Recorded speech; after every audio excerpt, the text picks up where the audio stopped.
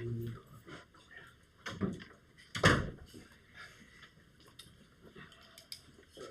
we're ready to go, Gary. Should I make the introduction to the guests? Yeah, what I'd like to do is just open the meeting. Welcome everyone to the Oswego County Industrial Development Agency of April 27th, 2023. What I'd like to do before we start is have Kevin Montana, our CFO, introduce the guests in attendance today and the staff members present. And then I'm going to have Recording Secretary Len Schick do a roll call of office or board members, so just to ensure we have a quorum. So, Kevin? Thanks, Gary. So we have guests here representing two of the projects that are on the agenda for the solar project, for which we had the initial resolution number 4 on the agenda. We have from AMP Energy over here, Terry Rasmussen and Amber Hall. So welcome. We're glad you guys are here with us today. And with the Market House project, we have Ed Alberts, Abby Weaver, and Kira States. No, wrong Kira, different project. Excuse me, your last name? Patterson, thank you. So welcome. Glad you guys are all here today. And then we have our General Counsel, Kevin Caracoli. And as far as staff, we have Austin Wheelock, who's our Chief Executive Officer, and I serve as Chief Financial Officer of the agency. Okay, thank you, Kevin. And Len, can you do a roll call? Gary Toth. Present. Tricia Peter Clark. Present. Mark Greco. Present. Nick Canale. Present. Tim Stahl. Present. Len Schick is present. Gary Trimble is excused. So we have a quorum. Okay, so now moving down to our agenda, the minutes of March 23rd, 2023. Everybody got on the portal, I'm sure. So I have a motion by Tim Stahl, seconded by Mark Greco to the minutes. Is there any additions, errors, or corrections to the minutes? All those in favor? Aye. Any opposed? Minutes are carried. And excuse me, the notice of the meeting was in the Palladium Times on April 14th, 2023. Item 3 on our agenda is the treasurer's report. Again, that was on our portal. I hope everybody had a chance to take a look at it. Can I get a motion and a second on the treasurer's report, please? I'll move it. Motion by Len Schick, seconded by Tricia Peter Clark. Any comments or suggestions? It really jumped that month from the previous year. Just a lot of activity.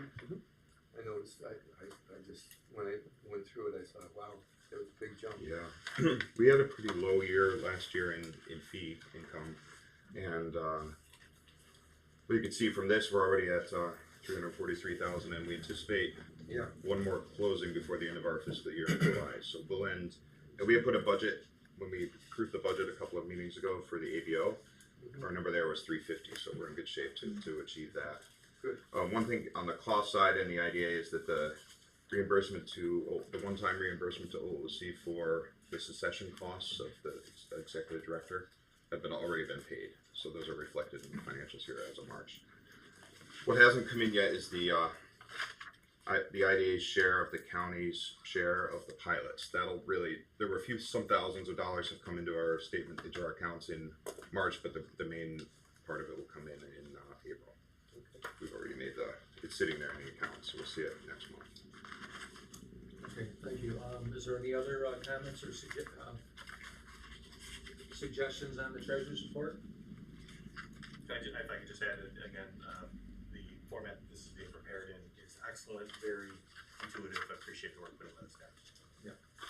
Okay, so we had a motion and a second. All those in favor? Aye. Those opposed? Treasurer's report is carried. And number 4 on our agenda is ASA Champion Solar LLC. And today we have the guests, Terry Rasmussen and Amber Hall, to speak on behalf of AMP Energy. And Kevin, how do we? Yeah, I'll kick it off and just give a few general comments that I typically cover for a solar project, and then turn it over to our guests to give us details on the project and their plans for the future of the Before we begin, development. Terry and Amber, if you want to come up and join us, that way. Thank you.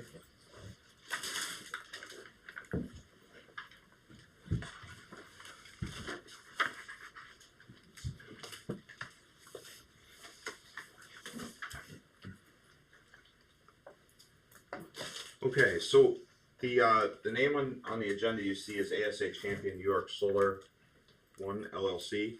We're working with AMP Energy, and the entity that is developing the solar project, that actually is a former name. The name was changed late last year. We're working through some documentation with the company to document a due diligence on the name change, and that's an ongoing discussion, which they're cooperating with us in a very good way. The current name of the company is ASD Baldwin New York Solar LLC. It's a 5 megawatt community solar project that will be located in the town of Volney, just geographically just east of the airport. The address is 1495 County Road 6. It's a parcel of just about 94 acres. The company in this case plans to purchase the entire parcel, and then the solar farm will be about approximately 35 acres on that 94 acre parcel. This parcel, interestingly enough, and the folks here from the company can explain more, but it's a closed or at least unused topsoil mine where topsoil is being scraped from the earth. So it's ground. It maybe has a limited agricultural production uses at this time, and maybe limited other uses. So just know that going into this discussion. So they've applied under our standard pilot program. We've worked with this company and these folks before. So it will be $5,000 per megawatt, a 20-year deal with a 2% escalator. There'll be requirements from the town, or we'll ensure that there are for the decommissioning plan and or bond to meet the town's requirements. So there's kind of our standard package for a solar pilot. With that, I'll turn it over to Terry or Amber for some other comments. Yeah, thank you for having us.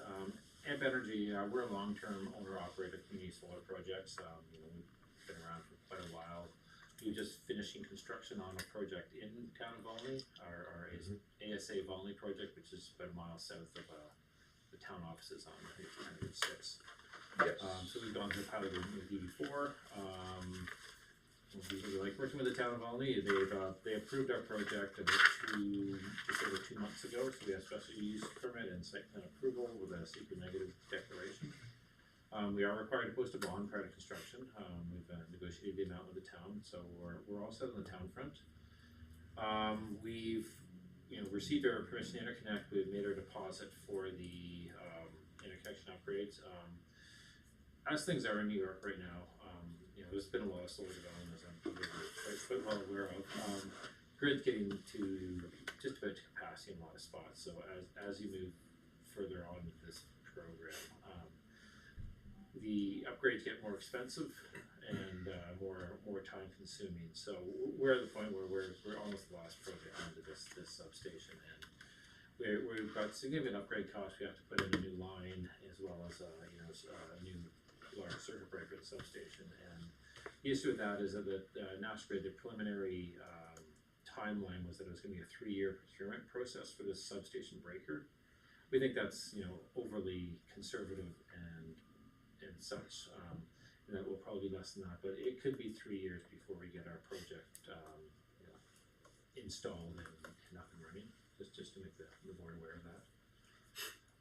Other than that, like Kevin mentioned, it's a former topsoil mine, so it's been stripped.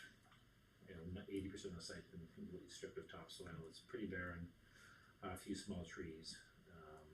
We've worked with the DEC with any issues on wetlands or no endangered species. We did have to do a bat survey, but because it's been cleared of trees, we're in pretty good shape on that. And other than that, we're ready to go as soon as National Grid is ready to go. To tag off what Terry just said, as far as the timing goes, it's something we're continuing to work with the company on, because we don't want to do a final approval on this project and then maybe they close with us 2 years later because of this National Grid schedule. We're going to work together to pin down that schedule and find a closing that works with the client, works with the company, and that means we may not rush to approve this at the next meeting. We may, maybe a few months later this year, that we go to the final approval, but we'll work that out in a way that works for AMP Energy. National Grid is required to give us a more definitive schedule. They're down to 15 days on that now, so we should have that information prior to their next meeting. Our approvals for projects don't expire by statute, but there's due diligence that we do on the corporation. The board makes decisions based on the economic conditions at the time, and those things could change over years after approving a project. So we just want to does the sales tax exemption portion of it expire? I know we've had to It go does. back. It does always have a sunset date. We can't handle extensions like we have one on the agenda today. But we wouldn't. That clock wouldn't start ticking until we close. So at closing, we kind of work that schedule out with the client. What Would the makes sense. expectation be to purchase any of this before they get approval from grid anyway, or, I mean, would it make sense to wait? That's, I guess, what we're kind of figuring out. So yeah, that's exactly the line of thinking that we have to make it work for the company, but also make sure our approvals kind of still relevant from the time frame. So Yeah, once we get a solid schedule from National Grid, they can, commit to having it, in service 3 years from today, then we'll build our project to be ready to put in. Be ready to flip the on switch that in day. 3 years. and as we know with other projects, our pilot approval, even if we don't close, is important for companies to get financing as part of the package. So, and Terry or Amber, could you speak about your plans to possibly sell this project or hold it in your portfolio? We don't sell our projects. We are long-term owner operators, and our other project in the county, we purchased from another developer, and we're now constructed and will be operating very shortly.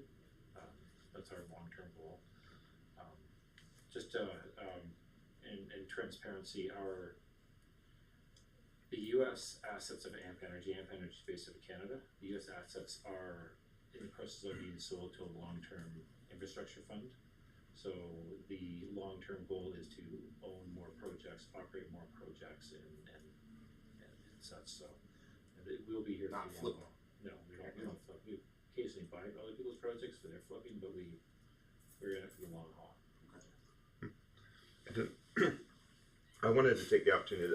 To my knowledge, this is the first time we've had representatives from a solar developer actually in the room with us. We've approved. This will be the 22nd solar project we've approved. But Terry, could I ask you guys a little bit about the industry? And one thing we've exchanged some emails on is like the kind of state of affairs with battery storage or energy storage at these community solar sites and the economic feasibility of that. Because to my knowledge, I don't think any of the sites that are being built have batteries on site. Some have been approved, like yours will be with energy storage, but they're not actually installing the batteries. Yeah, the way we're compensated for the energy we inject to the grid, we get credits back based just on the pure amount of energy, and that's based partly on pricing and partly on environmental attributes. So right now the difference isn't enough for us to support battery storage. 3 years ago, there were some incentives by the state government to make battery storage more feasible. Those ran out really quickly, and late December this year, they released a roadmap to add in a lot more energy storage, but they haven't put any I guess numbers to what that would mean for a developer.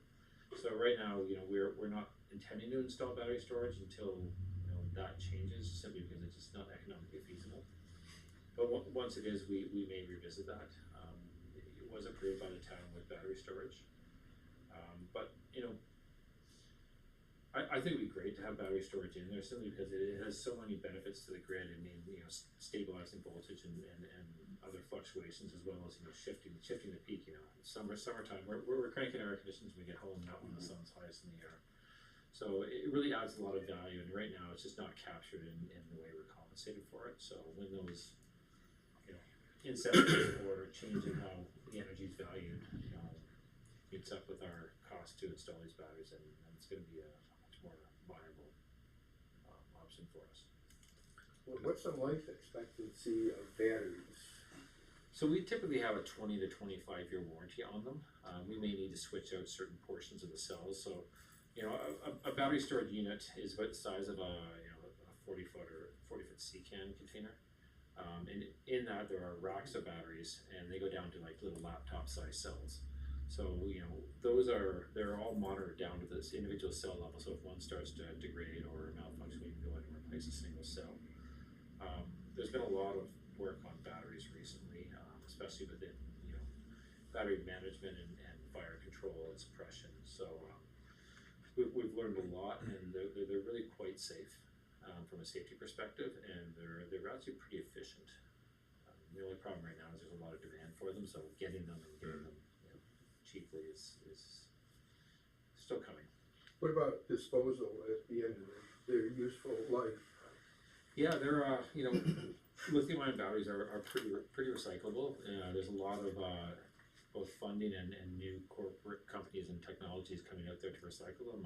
LI Cycle is the hot new company, and they've actually starting, I think it's Rochester, looking at putting in one of the new facilities. So they're very recyclable, and again, with such demand for lithium and all the other trace metals that go in it, I think there's going to be a lot of economic value in that. How do you account for the, in my opinion, what I've looked at, a rash of pretty catastrophic fires and incidents around the world? Yeah. Is that an earlier generation? Have they improved the technology? There's been a lot of improvements. So the big fire that most people think of it was back in Arizona 3 or 4 years ago. So when a lithium ion battery, they don't technically burn. What happens is they get into a runaway situation where they generate more heat, which generates more heat, which generates more heat. And the problem that happened in Arizona was that it wasn't so much the heat, it was the gases, the off gas when it goes in. It was in a sealed container, it didn't have proper ventilation or fire control, so eventually you just got enough gas in there that it went. So a number of different things have happened. There's been a lot more standardization. A lot of it's been worked really well with the New York City Fire Department. They've put a lot of effort into that. So there's new standards with that, but also how we build them now. We don't put them so much in sea cans anymore. They're specially designed, and they have no interior space. All the door accesses are on the outside. They have heat sensors, fire sensors, gas sensors, as well as proper ventilation. And effectively, what they can do is they have an outside standpipe where the fire department can just hook up a hose and flood it with water. But they also, that's just on the fire suppression side of things, but on the control systems, we have much better battery management systems. We also, typically for us, we use a different type of lithium ion chemistry called lithium ferrophosphate, which is very resistant to any sort of thermal runaway. It's a little less dense in energy capacity, but so we have to have a little more, a few more of these racks in there, but they're very, very resistant to thermal runaway. And then there's the software system. So they're monitored 24/7. We can tell what each individual laptop size battery is doing, how it's performing, and what its temperature is. Plus, all the warning systems. I have a question about, you guys stated that you're looking to purchase, 95 acres approximately, and utilize 35. What is your plans for the other 2/3 of the site?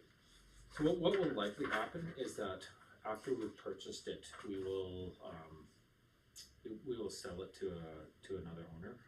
There are lots of funds that purchase the leases under solar farms, the land under solar farms.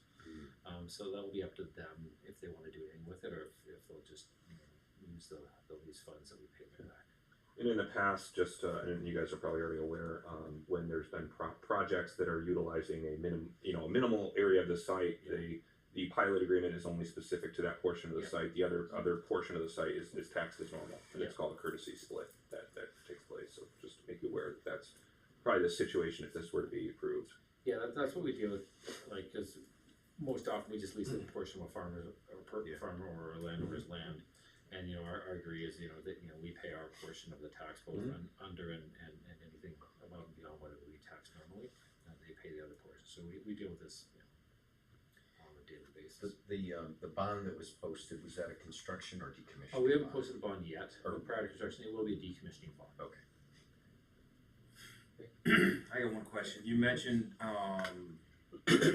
we'll get into capacity on some of these substations. Is it on a substation by substation basis, or is the grid in our county getting overwhelmed with capacity as far as these are concerned, or what's the situation there? Both.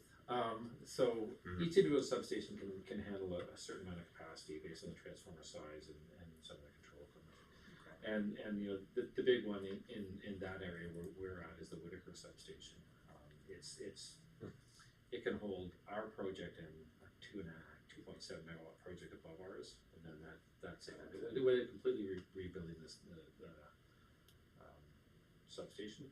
And then, in some places they will be rebuilding substations to increase capacity. But there's also, throughout the grid, we have to connect to a feeder line, but also there are sub-transmission lines that connect these substations, and a lot of those are getting to capacity, and that's what's limiting even substation expansions.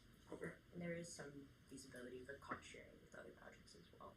Yeah, they changed the rules a bit on how these costs are shared, where used to be the first one in paid the whole upgrade cost, and then as other people came in, they paid their portion. That, you know, really blocked a lot of people, because if we have to put a $5 million up front, it's not really viable. But that only applies to stuff in the substation. It doesn't apply to these lines that connect the substations or out to our projects.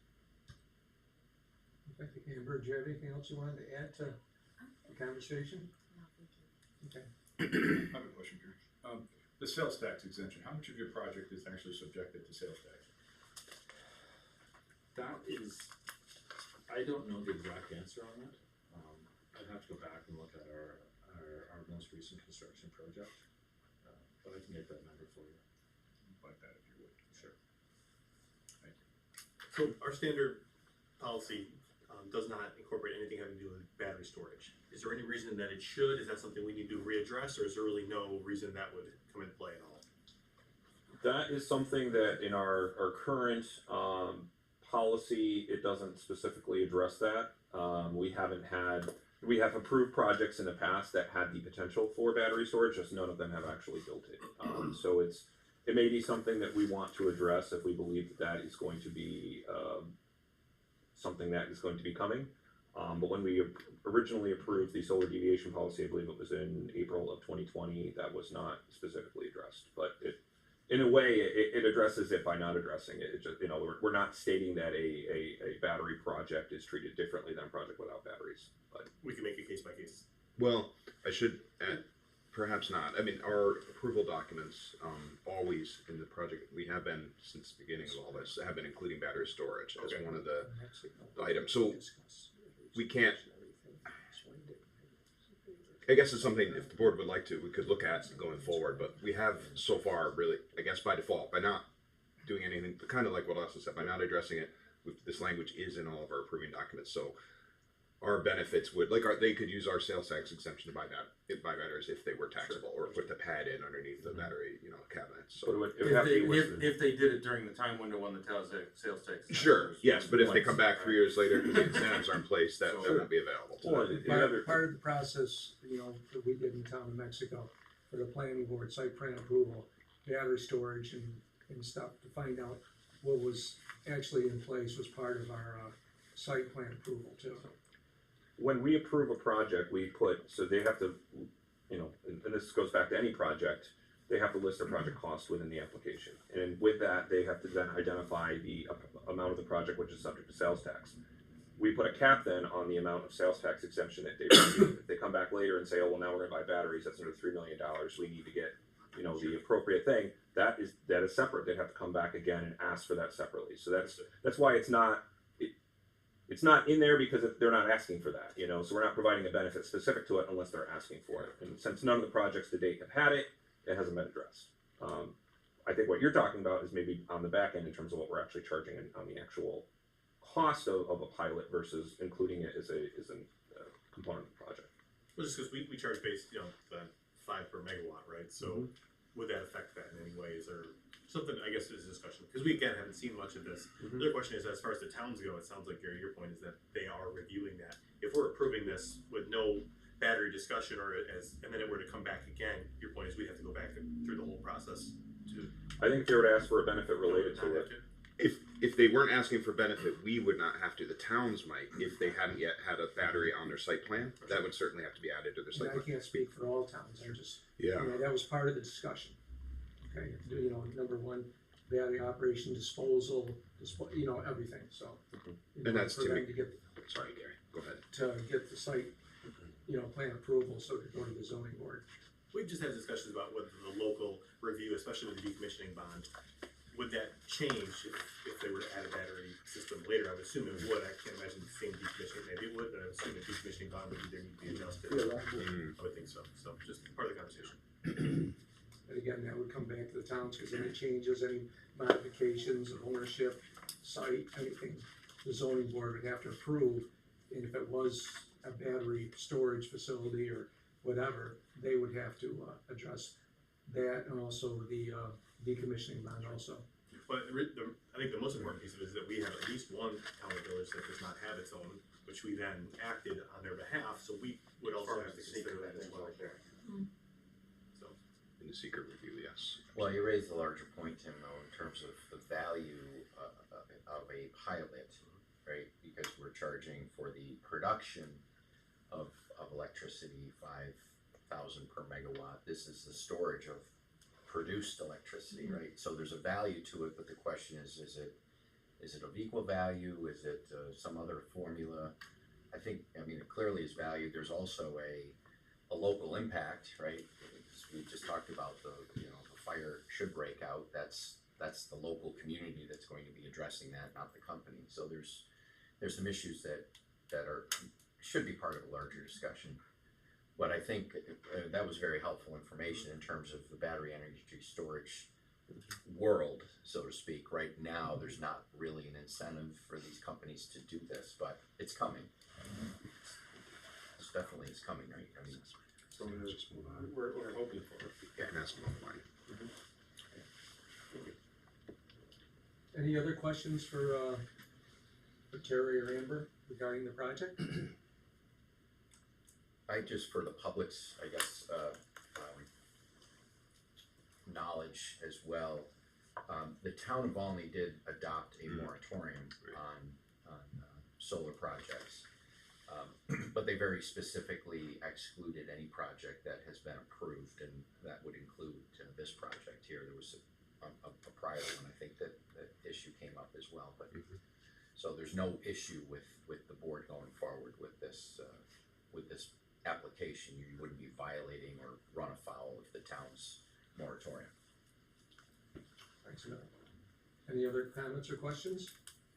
Okay, can I get a motion and a second on the initial resolution? Okay, motion by Len Schick. Do I have a second? I'll second. Seconded by Nick Canale. Any further discussions or comments or questions? All those in favor? Aye. Any opposed? Carried. Okay. So, Terry, Amber, thank you very much. You're welcome to stay if you want. Or good night. However you want to do it. Thank you very much for having us. They don't have to take us to the table this If I did, no, I'd probably, Actually, no, I might be here, I'd just be a little bit richer. yeah. Thank you for coming. Thank you so much. Thank you. Happy to come by anytime. Okay, number 5 in the agenda, the Market House LLC and the 1836 Brewing Company. Let's take a minute for them. I think they got some boards and things they want to set up, so we'll just take a quick minute to set up.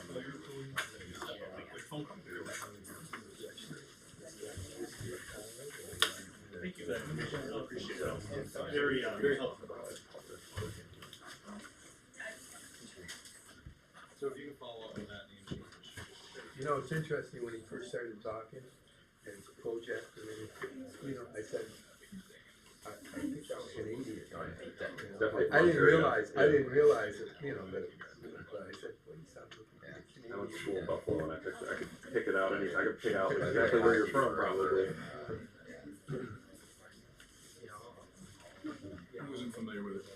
I knew it wasn't from here, but I wasn't familiar with it. I never heard it pronounced like that. I don't spend a lot of time with Canadians. I have a lot of Canadian relatives. We're still rolling on here too. We're just taking a second to get them ready. So.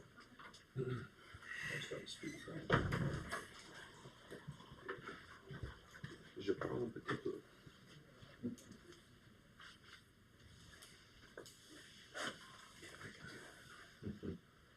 Get you with points.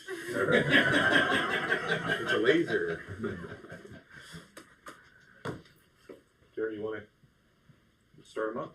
Yeah, I guess Tim's on a call, so we'll get started. Tim, gotcha. He did stuff. Okay, we have Ed Albert, Abby Weaver, and Kara Patterson here today to talk about the Market House renovations, and I guess Kevin, we'll let them. Yeah, I think let them, they're ready to go, so let them go through it. Okay. We've known about this project for about a year now, so we can, I think we can go into what it is and then we can discuss. What's that? Yeah, exactly. No. Just, Okay, so the floor's all yours, Ed. Thank you. Thanks for having us today. I'll give a quick overview of what the project entails. So, This particular view is from the river looking in at the back of Old City Hall. We know it as Old City Hall, we call it the Market House now, the 1836 Brewing Company. Consists of three buildings, a larger building here which was built in 1836, and then two smaller buildings here that were added on about 10 years after the bigger building. So you can see up here it's kind of the condition that it is in now. A lot of the windows are original windows, 1836, and need a lot of repair. These doors right here, some have been changed into windows, some remain doors. And down here, down below, it used to be a jail. So there's still some jail bars on some of these windows down here. These two buildings right here are the two that you see when you come over the bridge that look like they could possibly fall down. They're kind of sagging in the middle. It's not a great sight for those two. This is how it's going to end up. We're going to redo all the doors on the first floor so they all come out to a deck. We're going to add this deck on that overlooks the river. And then down below is where the brewery will be. The brewery will be down this side, and we'll have just a small little event, small party center over here. And these doors here will open up and come out onto a patio, which will integrate into the river walk that overlooks the river. Next one. And the entrance is on the Water Street side, so the brewery. The entrances will be on the Water Street side. There will be a way to get into the brewery down below, but also from the inside, which I'll show you here in a minute. So this is just the other side, the way it stands right now. The other side looking from Water Street towards the building. This is already existing, and we'll tie that into that patio that goes around the back side of the building. These right here, I mean, these doors here all need work. All of these windows up here all need to be replaced or redone. And when I say replaced or redone, I'll get that into that in a little bit. That's a SHPO thing. We submit it to SHPO, and they kind of tell us what we have to do. Down here will be the finished product. Redo all the doors so they all open out onto the front patio. This will be the main entrance here. There'll be apartments up above on the top two floors. This entrance here will be the entrance for those apartments. And also there'll be an elevator in here that goes to the apartments, also goes all the way down to the basement. The entrance for the restaurant will sit over here. That one right there will be the entrance to the restaurant. Next one.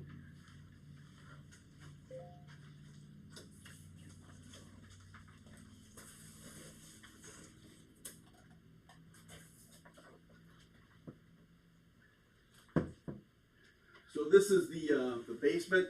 Down here at this end, at the north end, is where the brewery will be.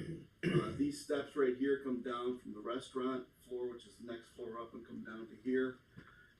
This part here will be a bar in this area here and some restrooms, and then this will be the small banquet area over here. This will be reserved for mechanicals. These are the two buildings that are in rough shape. You can see here the patio on the back. We will integrate that, like I said, into the river walk. This entrance here will open up onto those patios. Our plan right now is to have some fire pits out back, so you can sit out there and have a few beers while you overlook the river sitting around the fire pit.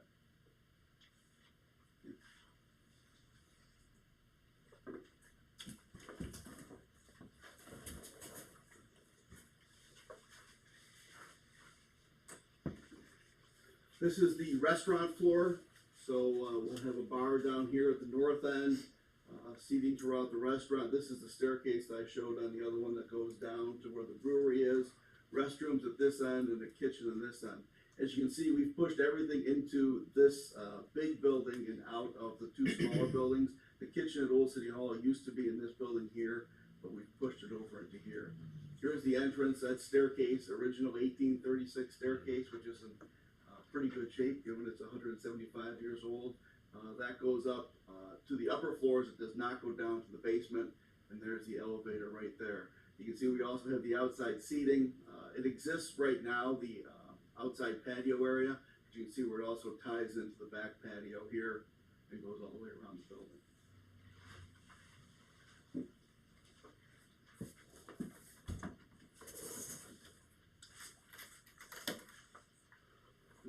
top two floors mirror images of one another. Each floor has 4 apartments for a total of 8 apartments. This is the stairway that comes up each of them along with the elevator. This particular one here is the one that overlooks it's got a great view of the lighthouse and the river. That would be what we call the money apartment right there. So you got 2 bigger apartments on the riverside and then 2 smaller apartments that sit on the Water Street side. And the existing building is gonna stay, the one to the far right that's really not in the best shape, that's gonna stay but not be utilized as anything that you guys are doing just because of its condition? Well, yeah, that's what, when we first started the project, our plan was to do the whole I know we thing. talked about that last. And then, the finances just didn't work out that way. And we've been going back and forth with SHPO on how we can still get the tax credits, because the tax credits are very important to make this project work. So what they have said is we can stabilize these buildings for now and come back and revisit them at a different date. So that is our plan.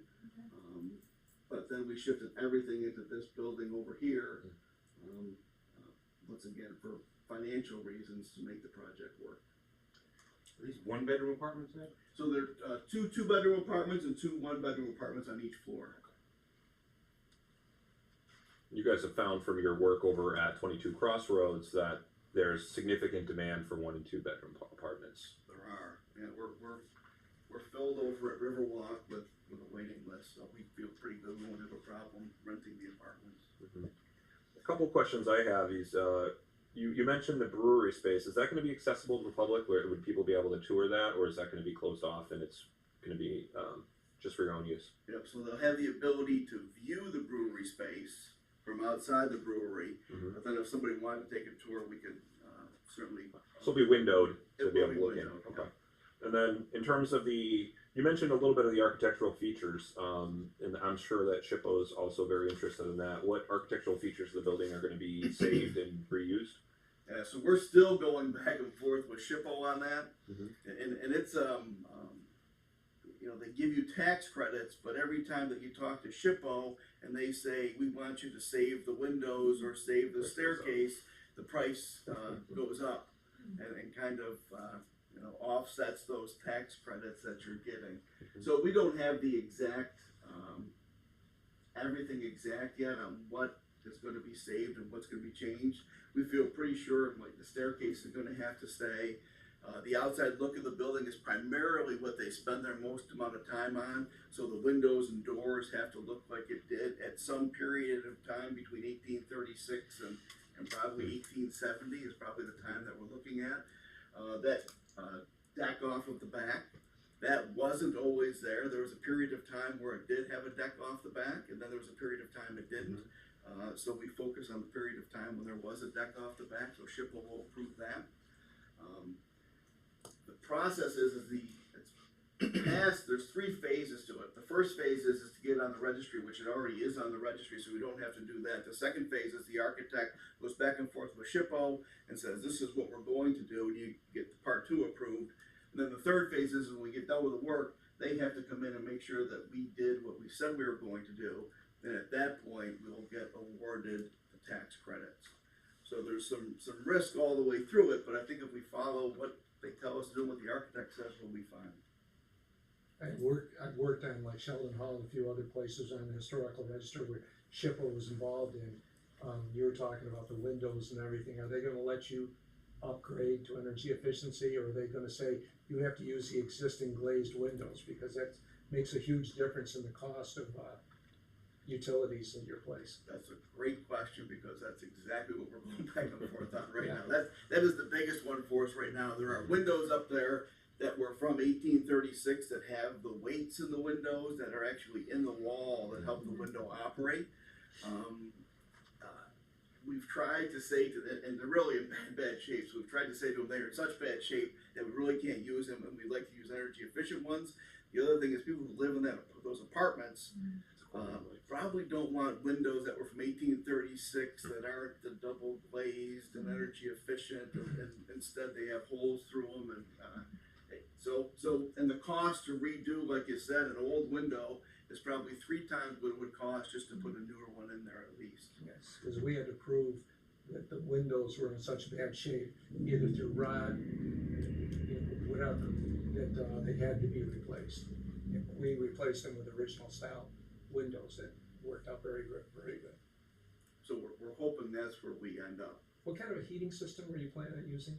So on the outside here, we've got, what's it called, the big one out there, what's that, evaporator out there that will feed the whole system. So we will heat everything from that evaporator system on the outside. That'll be for all the apartments and for the restaurants and for the brewery. So we'll be paying for that as far as the electrical and heating costs for the whole building. So those windows are gonna make a big difference. They are gonna make a huge difference, yeah. And the elevator, is that existing right now in It the is, space? it is not. So that's It used to be, they had pulleys up on the first floor, and they had a platform there. At one point, there was a matching staircase to this that went over there, and then they took that out, and there was a pulley system to move things up and down in the building. So that pulley system kind of lends itself to an opening there that would work well for an Oh, elevator. good, so you're not having to take a lot more. You can just hire a couple guys to 24/7, just be there on a pulley system and work that. We could, we'll look at carefully the labor costs on that. We're not sure if it'll work out well or not. And not to add to your cost, Ed, but any discussion about the cupola? Yes, there has been. And It's not gonna come back. not coming, not happening. I mean, we And are. ship out in, like, isn't mandating They're that? not, because we found a period when it didn't exist, and said, here is Mhm. the building, and what I'd say is the finances are just the toughest part of this, right? So we're getting, there's a process to it that we're going through. We haven't taken any loans yet, even though we've purchased the building. We've hired architects and engineers to get all the drawings done. The drawings will be done by the end of this month. We'll have pricing on the entire project by the end of May. We kind of have an idea of what it's gonna cost, but we'll really be able to firm that up at the end of May. You know, and then you sit there and you say, okay, this is where we're at, and you make the decision to go ahead with it. We feel pretty confident we're gonna be able to. We appreciate the city stepped up with a loan. The IDA has offered some loan vehicles. This is the first time in 25 years that I've ever stacked loans. Never done that in the past. I've always just gone over to Pathfinder and gotten a loan from Pathfinder and moved forward. So this is a little bit different. So I am concerned about the financing piece, but hopefully it can work. So with the bar, the restaurant, and the 4 or 8 units, you've got parking set aside for, taking care of all the individuals. So we do. We've been through planning and zoning, and they came up with a parking plan. I don't know if it was lucky or not, but we had purchased the old Stoney's Auto Parts Repair, which is not too far from here, and they were able to include those spots into the parking plan for the apartments. So we do have plenty of parking right next to our other Riverwalk project. What's the capacity of the restaurant? I think about 80 seats. It was over 100 before we pushed the kitchen into the big building, but we're thinking more than 50, less than 80 as of right now. That's for indoor seating. Inside, right? yes. So I saw that was some of the public comments from, was it yesterday, the day before? It was the on hearing? Tuesday, public hearing. Tuesday, because I saw the documents yesterday, some of the comments, obviously, parking's always a big thing, particularly in the city, we wanna make sure there's enough, but it looked as though, other than that, there was kind of minimal comments about the project in general, and overall seems very favorable, so that was good to see. I can't imagine you're gonna need that much more parking than when Old City Hall was in its heyday, right? I mean. Right. Well, because of the residents, Recently, you're no, gonna, but you're gonna add a kind of a permanency need of parking for the residents, which would be different, but, and as we discussed in the public hearing, because that did come up at the public hearing, that, the IDA in this case adopts the city's approvals, and if the city is comfortable with the plan that's been developed, then, we adopt that. We contemplate the financial assistance of the project. We aren't here to deliberate over the parking situation if another body is doing that. It's a great project. Thank you. Thanks. Very good. And I also want to state, I mean, and thanks, Tricia, you did mention that about the public hearing. Everyone had gotten the minutes of the public hearing. I guess I can talk about that now really quick. We had discussed the financial benefits of the project. Several of the questions were related to parking as well as handicap parking, handicap accessibility, which I believe you guys did a great job of answering that. And we also discussed and said, hey, glad you have that. The city approved it. That's, not to sound blunt, but we adopt what the city does on that. It's not our case to do that. There were questions related to, from the minutes, as you can see, and from the video if you watch that as well. There were some questions about the pilot length. There was really no questions about the terms of the pilot, anything specific, just more about the length of it, 25 years. Which, when we get into the discussing each of the individual things, we can talk about, and in terms of what we've done for other similar projects in Oswego. So, but yeah, I mean, for the most part, the public hearing was fine. At least related to things that are related to what the IDA discusses and can determine. Any other comments or questions before we discuss the individual resolutions of the project? What we're looking for from us is the pilot and $200,000 tunnel. There's what is being contemplated today is the pilot agreement, which the company has requested a 25-year pilot, which is a deviation from our uniform tax exempt policy. They are requesting sales tax exemption. They are requesting a mortgage recording tax exemption, and they are requesting a $200,000 loan from the IDA's HUD EDF loan fund. So those are the benefits. I believe everyone can see the value of the project costs, the values of those benefits, and what the benefits of the project are. So we can. These are an estimate because we just said that we don't have the full figures. Correct. Yet, so Yeah, typically we don't ever. I mean, right. it's something. It's estimates up until it's built, really. Sure. But what we do with this is based on these numbers, we would put a cap on the sales tax exemption based on the numbers that we are given. So if they exceed those numbers, they cannot exceed that sales tax cap. So based on this, if we're saying it's a $493,000 sales tax exemption based on 8% of the qualified cost, that's what it is. So if they end up coming back and saying, well, it's a $10 million project and it would be more, well, they have to come back and request an additional sales tax exemption. So that would be, it's sort of covered within the estimated cost that we understand. Now, if the project cost is lower, then they don't utilize all that benefit either. So we're not giving something that, if they don't use it all, then they in essence lose that difference in benefit value. Can't be reallocated elsewhere. Correct. I see there's a 6-month deferment out here for payment and interest. Is that long enough, or what's your time frame as far as getting started here? I mean, So we plan to have all of our numbers in line at the end of May, and we would hope to start this summer. I think there's one of the things that we want to make sure that we get done early, though, is the national grid issue. We're going to need a new transformer down there, and they delayed the other project, and we sat there with a large loan sitting out there, and we couldn't move on the project for a long period of time. We want to avoid that down here. So, but once National Grid says yes and the finances line up, I think we'll be ready to go. We'd like to start this summer, be done by next February. right. So do you plan on opening up in phases, like get the apartments done first and then work on the bar, or everything all done in one whole shoot? Everything all done at once. Okay. Yeah. Beautiful. You already had interest in the apartments? We have. Yeah, we've taken people on tours, which is kind of funny. If you went up there now, I don't think anybody would live there the way it looks right now, but they like to come out and look out the windows. So we've gone on maybe 5 or 6 tours already. It has good bones, and especially in the third floor, you have some really just unique architectural elements that you're not going to see anywhere else in the city. I mean, it's amazing.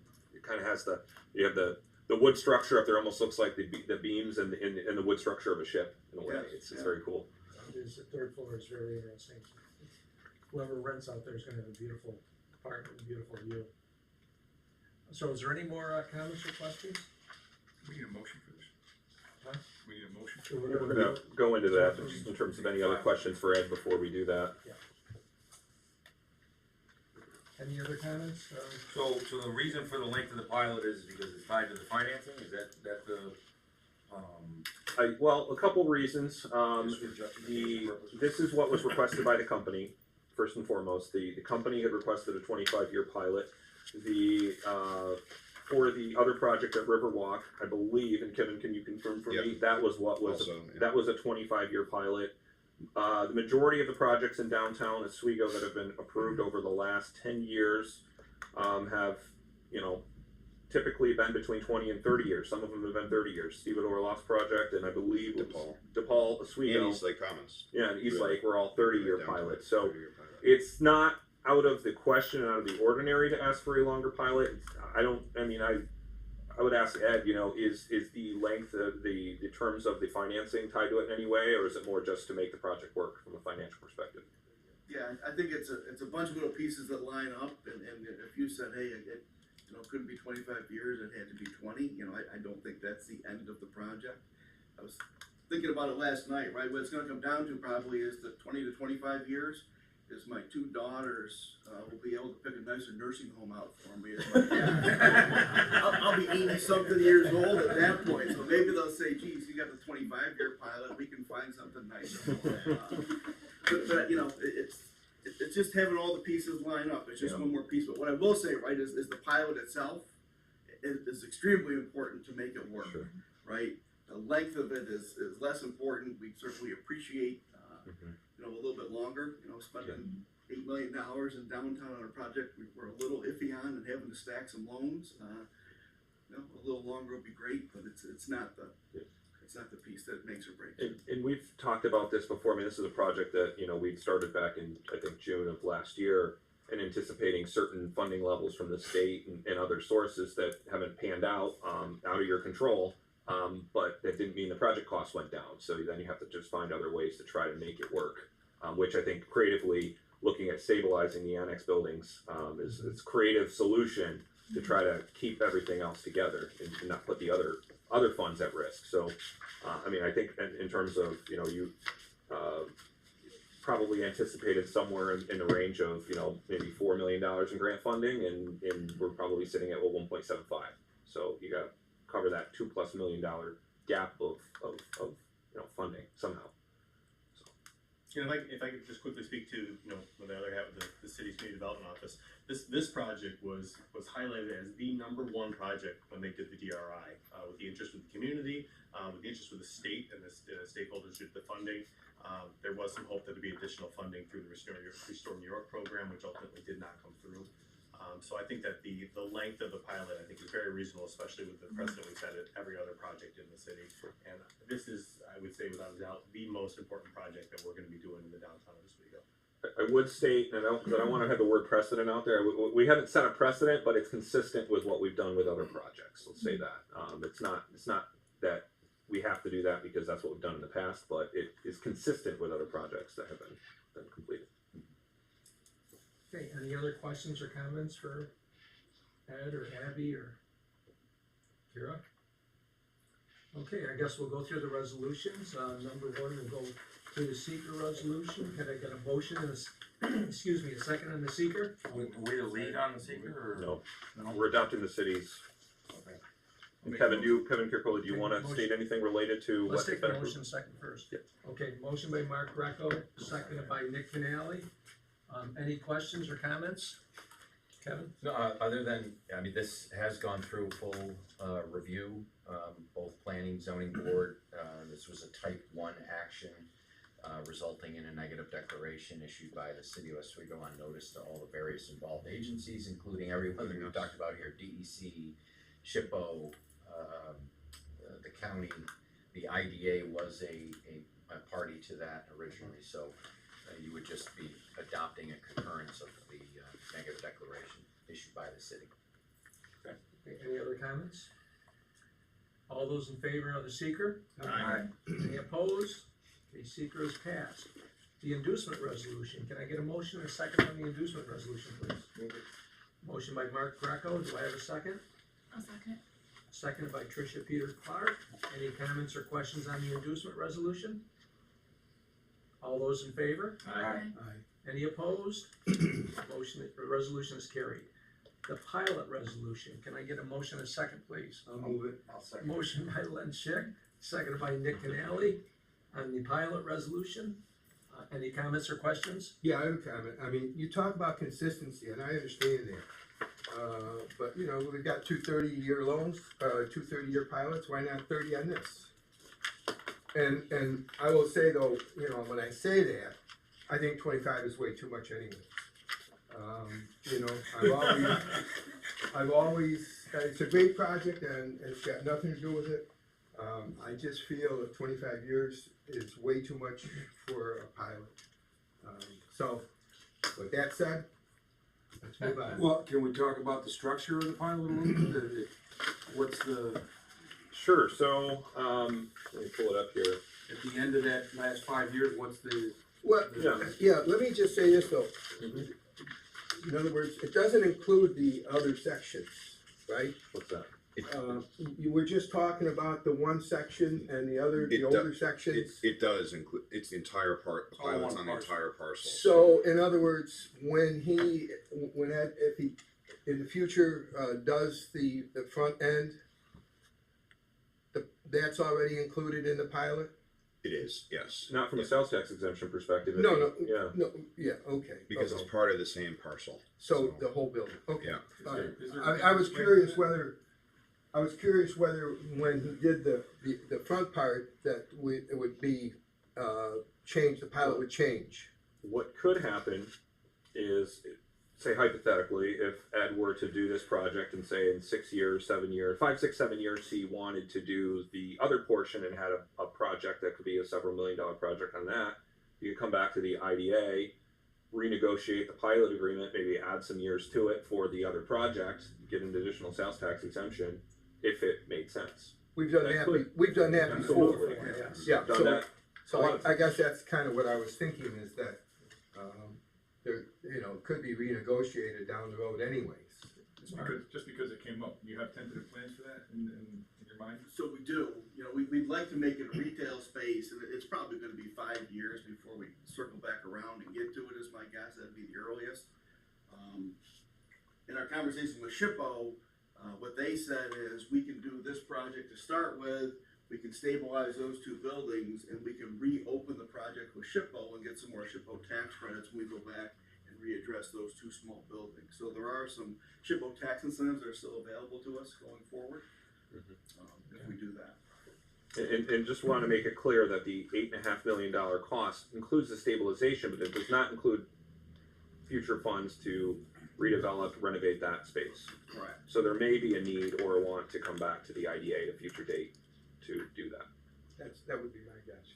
And Kevin, you've talked with Berkeley Damon about the pilot already for this project? Yes, oh yes, So they're yeah. in support of it. I Yeah. know that they. Oh, are yeah, very this- interested they in it have for 30 reviewed- years.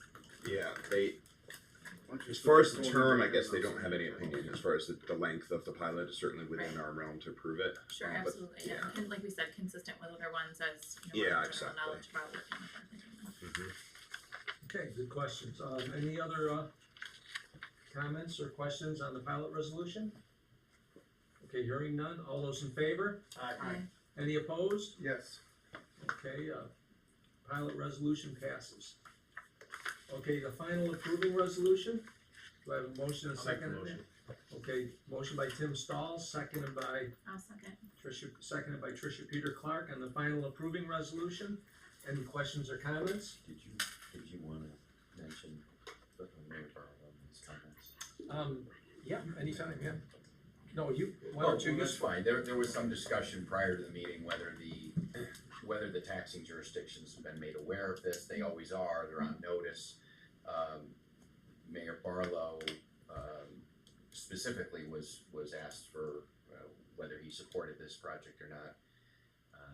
He supports it 100%, and is excited, for the project, is aware of the, the tax structure under the pilot agreement, obviously supported the zoning approvals and lend his complete support to the project. So I just wanted to make sure that was on the record. Okay, thank you, Kevin. Okay, any other comments or questions? Okay, final approving resolution, we have a motion and a second. No, we have, Oh, sorry, we haven't done, we have one already. Thank you, Nick. All those in favor? Aye. Opposed? Carried. And the HUD EDF loan for $200,000, can I get a motion and a second, please? Motion by Len Schick, seconded by Mark Greco. Any discussion? All those in favor? Aye. Any opposed? It's on yours. Carried. Okay, I'm sorry. You can interject anytime, you know that, so. Great, good. Thank you very much, everybody. Good luck. We're looking forward to it. Thank you for doing it. Yeah. So the next step is we'll work on the temporary exemption sales tax. So do you have one, in 20 years, do you have one of these rooms reserved for use? And your kids can Yeah. use it? I just hope my kids are nice to me. I know it, yeah. Realize all that. When you said 30 years, I got nervous. I'm over 90 at that point.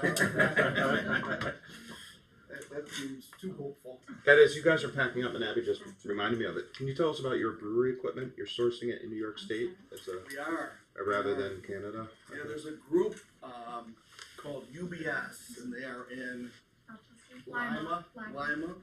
And relatively new. They've got, I think, 8 or 9 breweries that are up and operating in New York State right now. Their background is actually dairy farming. So he went to school for welding and was a dairy farmer and started making these tanks and started putting in brewery systems. And now they've, what I would say is we've looked at 4 or 5 different brewery companies out there for equipment. They probably had the best automation of any of the companies that we looked at. And his explanation is dairy farming, the automation is much more advanced than it is in beer brewing. So we said we're gonna work with them. We went out and visited them a couple weeks ago, and they're excited to use their equipment. And since you're talking about the brewery side, we probably should have done this more well before we had voted on it. But in terms of, are you guys anticipating sourcing your materials locally? I know they have to be within the state to be considered a New York craft brew, but in terms of locally sourced ingredients and local brewing, that's to take place at the site? We are. So it's a farm brewery. I'm a partner in a brewery right now down in Syracuse. That same brewer who's down there, we use a lot of New York State materials in order to brew the beer down there. He's going to come up here as part of our agreement in that partnership. He's going to come up here and get us started on the brewing up here in Oswego. So he has a good reputation, and we're excited about having him come up. It's gonna be an exciting project then. Thanks. Definitely. Great. Thank you, everybody. Thank you. All right. Now, did Larry Klotsko come with the building? Did they- A lot of Larry stuff there. Klotsko come with the building? Yeah. That whole process was interesting. But, That's a good way to say it, right? Yeah. Can you imagine, speaking of milking machines, if there was an animal that you could milk and it gave you beer? Like, oh my god. I'm still working. Seems like a fever dream right there. I'm still working on chocolate milk, so. Right. Okay, moving on, number 6, Hawthorne Holdings LLC, the Animal Hospital in Central Square.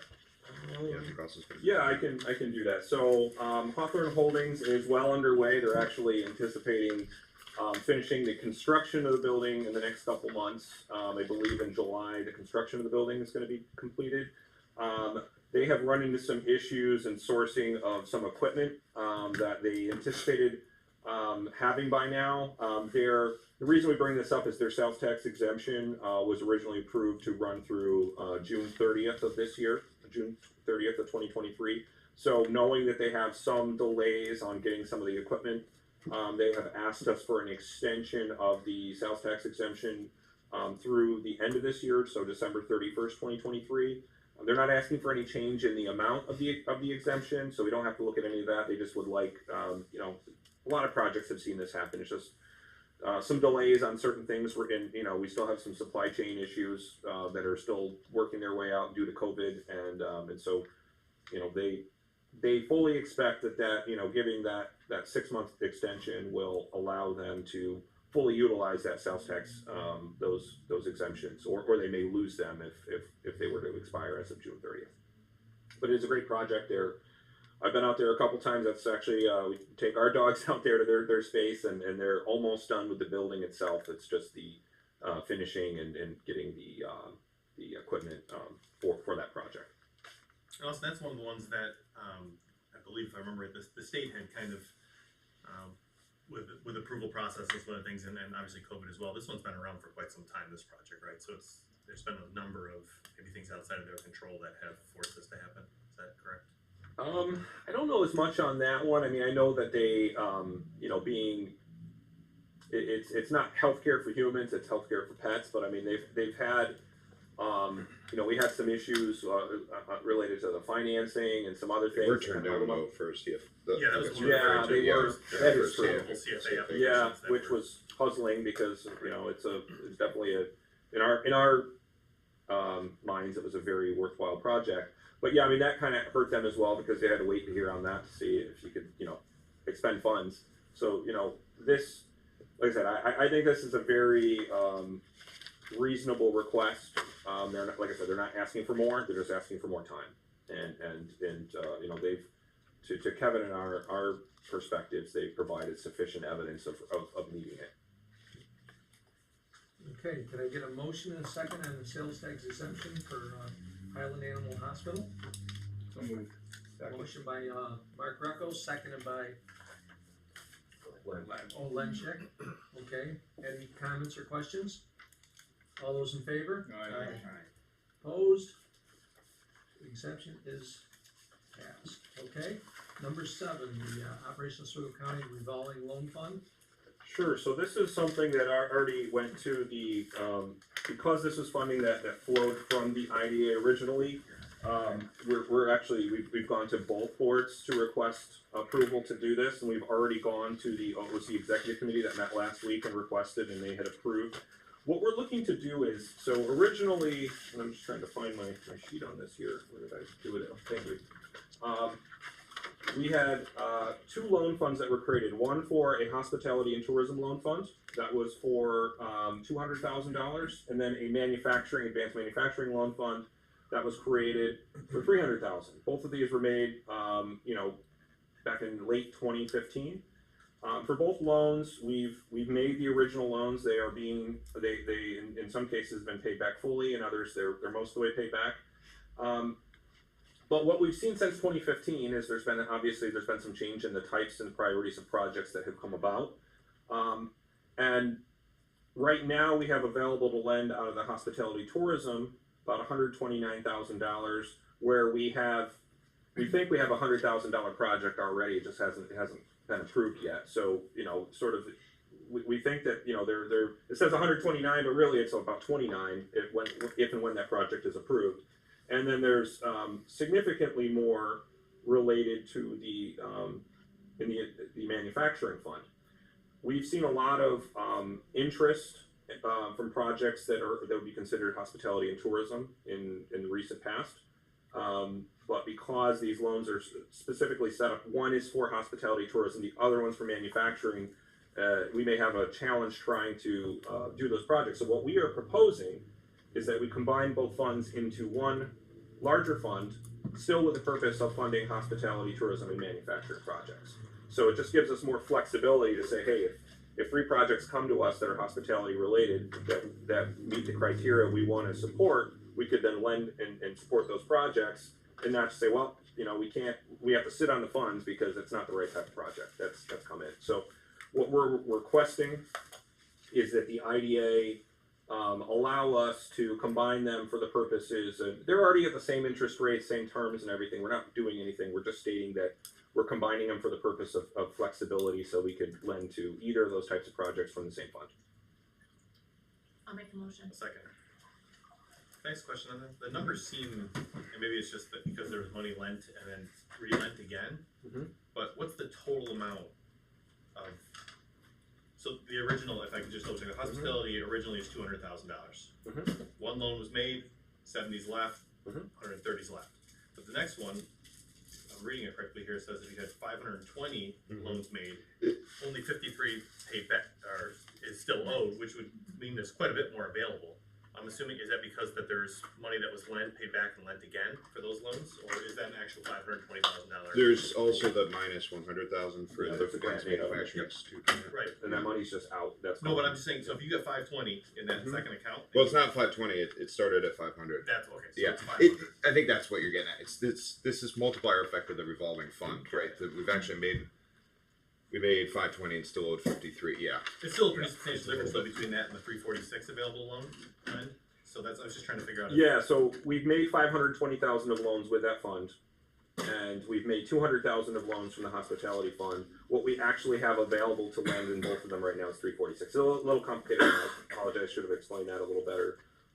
So what we have available to lend between both funds is 346. wait. No. No, it's 476, which I don't think is printed on your Okay. sheet. It's the sum of 346 Okay. and 129. Okay, that's Yeah. all right. Tim? Is that answering your question? Or Well, just if I'm not the sure we total did it. amount of the loan, like the It's loan off by portfolio- 20 grand. Well, it's off by a little more than that if you look into the 100. Like, if there's 520 I'm not seeing available that. and there's 200 available, right? That's your total loans that were made. That means you have 720 as your pool. If you only owe back to you 70 grand in the first one and 53 from the second, that's 120-ish. That should mean there's about 600 grand Yeah, available. but to lend. we took 100 out. So 500 grand. That's what I was saying. Is here So 346 it's pretty. 476. You gotta add these two together. Right. So you're only off by the 20 grand on the. Pretty close. Okay. Is it close enough though? I mean, that No, 20 I'm grand over. is we made 20 grand in interest and we reloaned it out and then they paid it back. Is that why it's? Because we only gave them 500 and we So, loaned out no, what- 520. no, loans made is we got paid. Exactly what happened is we got paid back over the years by And Universal used Metal some of that Design, money that was and then we already flipped paid it to back. Healthway. So we've made more than That's what I was $500,000 wondering. of Okay. That's loans. what I wanted Does to that? find out. Yeah. Okay. So that 520 is never shown up on our balance sheet. Yeah. We could never have more than 500,000 loans at a time. It's just over the life of the program we've Money planned came out. in, money went back out. Yeah, Correct. right, So the actual One time balance so of that far. account is not. correct. It's still Yeah, 500. Yeah. yep. And Or OOC, not five, yeah. the It's interest- 300 and 200. right. Perfect. Thank you. Yeah. That makes sense.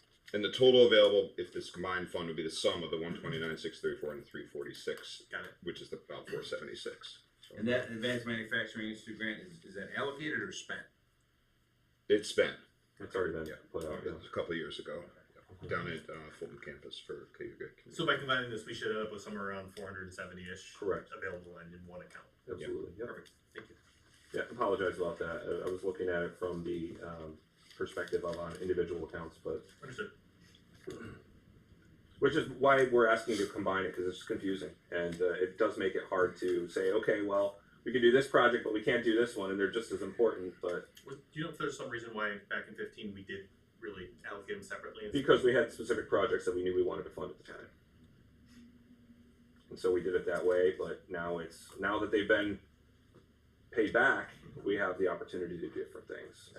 And the other thing that's actually a lot different now is back in 2015, you know, when we talked about hospitality and tourism, we weren't talking about agribusiness, craft brewing, and things like that. We didn't have it. We do now. And so, you know, the ability to not have to just stretch and say, well, that's manufacturing. Hey, we can do it, you know, out of the fund. You know, and I know those are things we want to support as part of the economic advancement plan. Craft brewing, craft distilling, those industries are very high priorities. So this allows us to be able to support those projects. Well, and considering the fact that this, whatever you call it, the waterfront, that NOAA is approving for us. Oh, sanctuary, yeah. Mhm. Marine The water, sanctuary. the marine sanctuary is moving forward and everything's moving forward with the fort.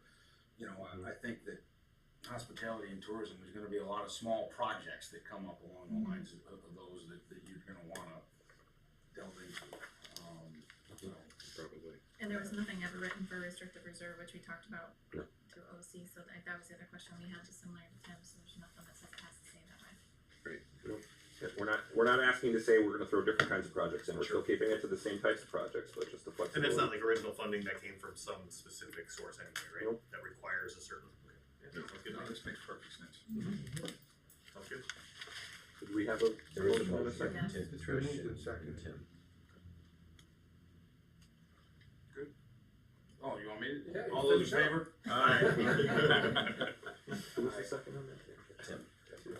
Who's the first? Motion passed. There you go. Thanks, Mike. Okay, now I'll take a motion and a second to move into executive session, please. So moved. Motion by Mark Greco, seconded by One second. Nick Canale, Then, 10:23, all those in favor? Aye. And before we go in, Kevin, would you please, Yeah, the reasons for going into executive to session? discuss the financial history of a particular individual or corporation. Okay, thank you. Okay,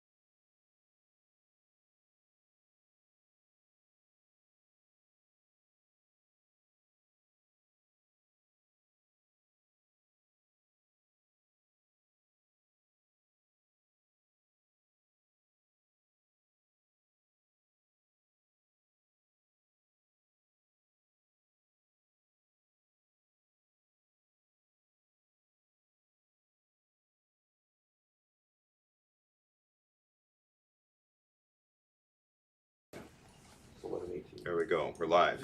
Okay, can I get a motion and a second to come out of executive session, please? I'll make a motion. Motion by Tim Spall, seconded by Mark Greco.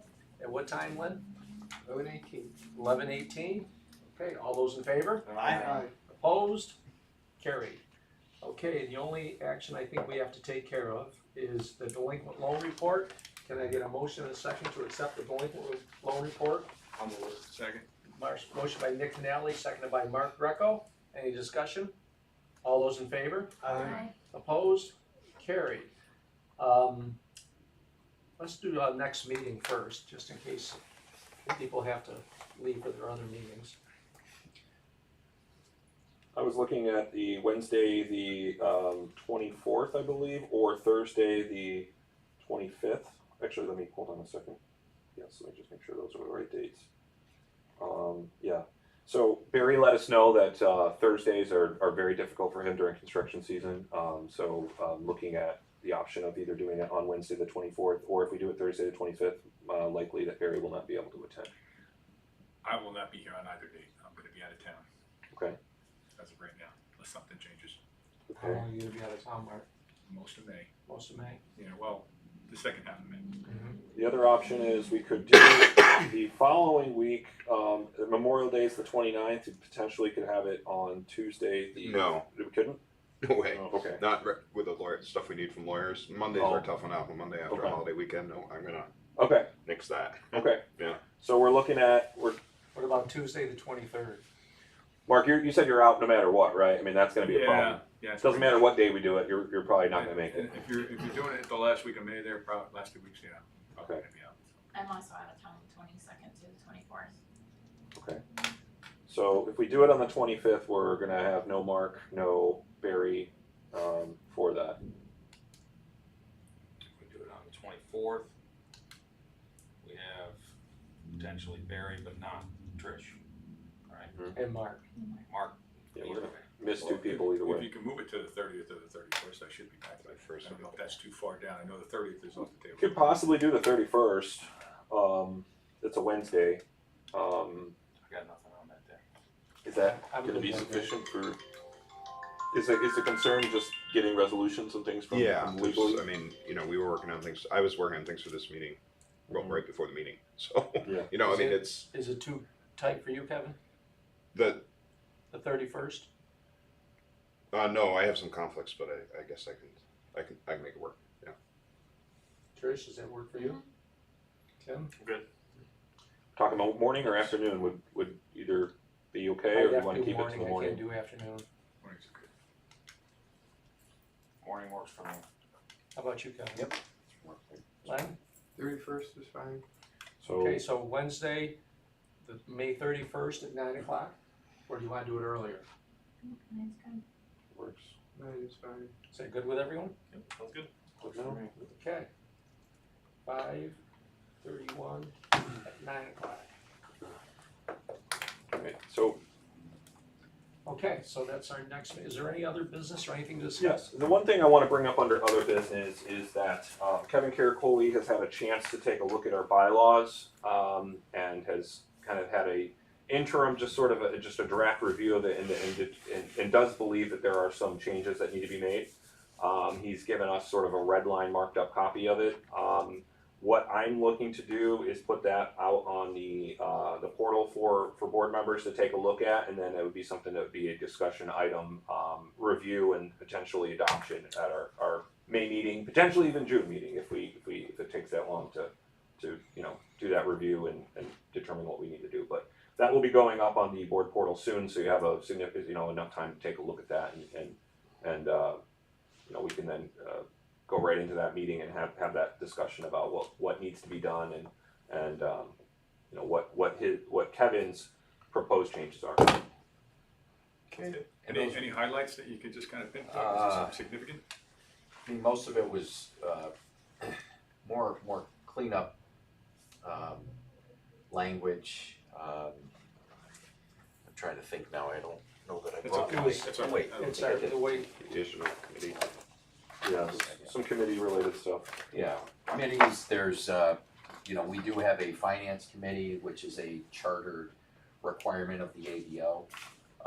was not in the bylaws, so I added a whole provision for that committee, what it's supposed to do. Most of it was to bring it into compliance with the ABO. So just house cleaning. Yeah, and what I didn't do is editorialize on some other aspects of it. For instance, we have assistant secretary and assistant treasurer positions. In my time advising this board over the past 20 plus years, we've never utilized those, and I'm not sure that they're really practical. But, you know, that's something that could be a cleanup. You wanna change to assistant to the treasurer? Well, there's treasurers and Assistant to there's secretaries, but yeah, I mean, I don't know Dwight. how. Who's the treasurer of our organization? Glenn is both. Secretary. Oh, you're both. Yeah, Okay. which you can do. So anyway, those were the general highlights. And the rest of it was just I have to stop. clean and formatting. Thanks, Tim. Take a look. Hey, Tim, What's that? Okay, So- fine. That's all I get. I'm sorry. Move to adjourn. So, motion to adjourn, I'll move with that, Jim. second, Second. motion to adjourn, motion and a second, all those in favor? aye.